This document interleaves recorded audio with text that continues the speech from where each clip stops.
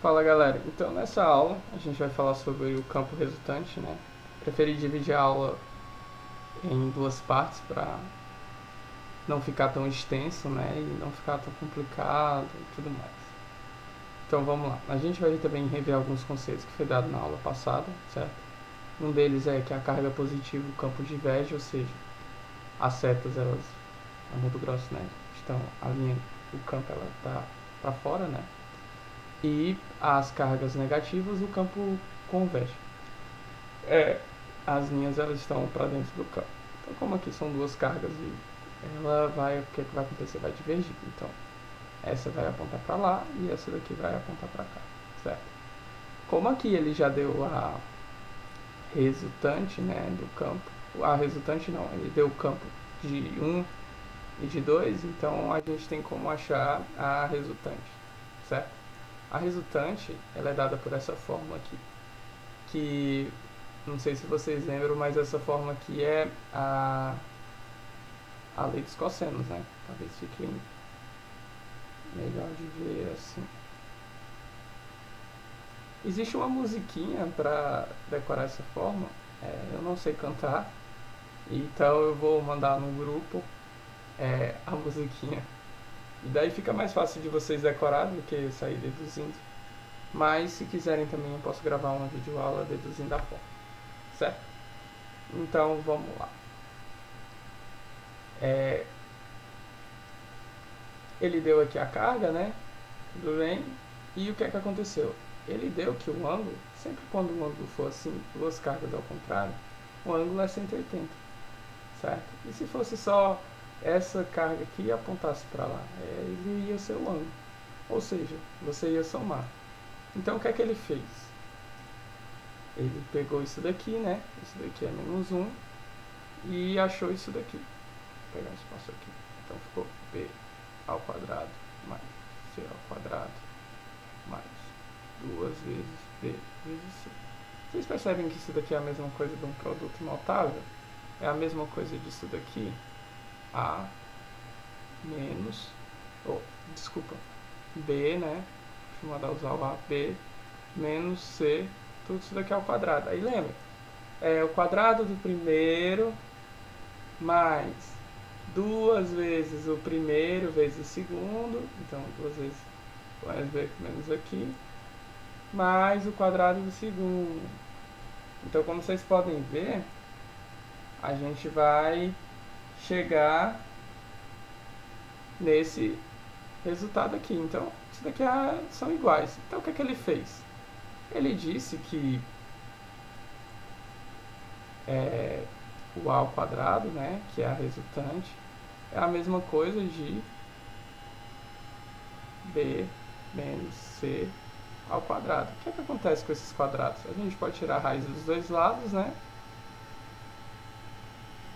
Então, como é que fica? Ele então fica assim, que a força resultante é E1 menos o E2, certo? Então vamos lá, quem é o E1? O E1 é esse daqui, correto? E quem é o E2? Esse daqui, esse campo. Então a força resultante ela é dada por esses dois. Então a gente faz a subtração do E menos o E sobre 4, né? Que ele já tinha dado os valores dos campos. Chegando nessa resposta. Aqui a gente faz o mínimo múltiplo comum, né? Ou você pode multiplicar aqui, ó. Multiplica e subtrai, quando é nesses casos. Então, 4E menos E. 3E dividido por 4. Beleza? Então, só lembrando disso daqui, né? Ângulo 180, eles são ao contrário, então você sempre vai subtrair. Se fosse no mesmo sentido, você somaria. Sentidos ao contrário, subtrai. Simples. E quando tiver algum ângulo, você vai jogar aqui o valor do ângulo, né? Geralmente eles dão os valores da tabela do ângulo, 30, 45, 60. Não sei se vocês lembram, é seno, cosseno, tangente, é 1, 2, 3, 3 vezes 1, raiz em todos, raiz onde não tem 1, dividido tudo por 2, raiz onde não tem 1. Vocês lembram, né? E o da tangente é 3, 1, raiz de 3 sobre 3. No começo também é raiz de 3. Raiz de 3, 1, raiz de 3 sobre 3. Isso daí também tem uma tabela, posso estar mandando para vocês, mas eu acredito que em matemática nas aulas de matemática, vocês já devem estar vendo isso daí, ou se não, bem próximo disso. Então, como a gente tinha falado, as linhas das forças, né, que é o campo elétrico, carga positiva, o campo diverge, né, vocês podem ver, e a carga negativa, o campo converge. Tranquilo? Então, a gente vai ver muito essas placas paralelas, que é um campo uniforme, certo? Vocês podem ver, ela está bem uniforme. E aqui é um campo, um polo de elétrico, então é um campo variado.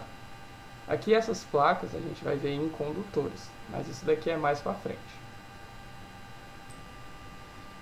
Então, as características da linha da força. As linhas da força são sempre perpendicular, ou seja, o ângulo entre elas é 90 graus, certo?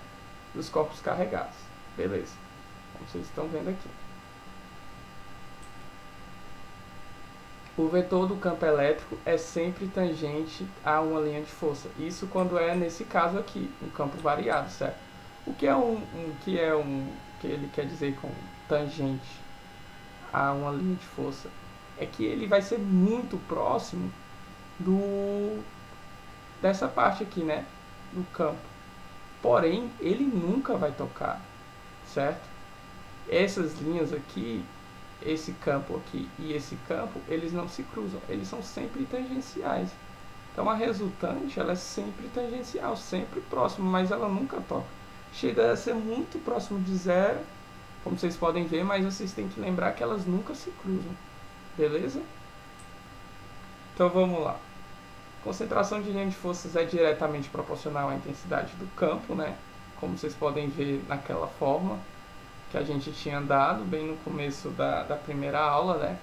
Que ela é diretamente proporcional à força, à intensidade do campo, né? A força é diretamente proporcional à intensidade do campo e inversamente proporcional à distância ao quadrado, né? Então vamos lá, quanto mais próximo do campo, mais força ela vai ter, né? Porque você vai diminuir a distância, certo? Então aqui, como vocês podem ver, o campo em A, ele é maior do que o campo em B. E aqui a mesma coisa, né? Ela está mais próxima e aqui não. Mas Max, pô, esse campo ele está bem próximo daqui e o B ele está bem afastado. Porém, gente, quando a gente tem um campo uniforme, vocês lembram que a fórmula é F igual a Q vezes o E. Só que no campo uniforme, esse E, ele é constante, certo? Se essa carga, ela também chega a ser constante. Então, se esses dois são constantes, o que é que acontece com a força? A força é constante. Então, nesses casos de campo uniforme, não tem importância se a carga está aqui, ou a carga está aqui, ou a carga está aqui. Nesse caso, a distância ela não tem importância, certo? Então, a mesma coisa que a gente tinha falado, né? Cargas positivas movimentam-se a favor do campo e cargas negativas se movimentam contra o campo. É a mesma coisa aqui naquela carga variada, né? Naquele campo variado de polo elétrico, né? As cargas elas se movimentam espontaneamente contra o campo.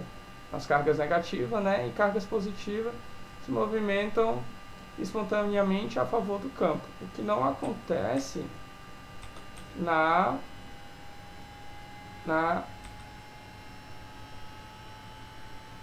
no campo uniforme, né? As cargas elas sempre são constantes, né? A força é sempre constante, o campo sempre é constante. Beleza? Eu vou tentar passar alguns exercícios, vou dar uma olhada em alguns exercícios que não sejam tão complexos, mas também não sejam tão simples, que sejam nível Enem, certo? E se eu encontrar algum exercício do Enem ou algum exercício bem legal, eu vou trazer aqui pra gente tentar resolver, tranquilo? Espero que essa aula tenha ficado entendido e se vocês tiverem alguma dúvida é só entrar em contato comigo. Também se alguma coisa não ficou clara ou não deu para entender direito, vocês falam comigo, beleza? Então vamos dar sequência e pau na máquina, né? Pau nos estudos. Então a gente se vê na próxima quarta-feira.